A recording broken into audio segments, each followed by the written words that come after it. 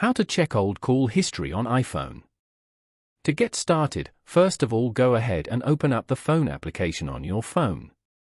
The phone app on an iPhone is primarily used for making and receiving calls, including cellular calls, FaceTime audio calls, and FaceTime video calls. It provides features like a keypad for manual number entry, a favorites list for quick access to frequently called contacts, and a recents list for reviewing recent calls. On this page, go to the bottom panel and tap on Recents. Over here, you can find all your recent call logs. Scroll down to the end to check your old call history. Tap on the Details icon beside any call log to view the call details over here.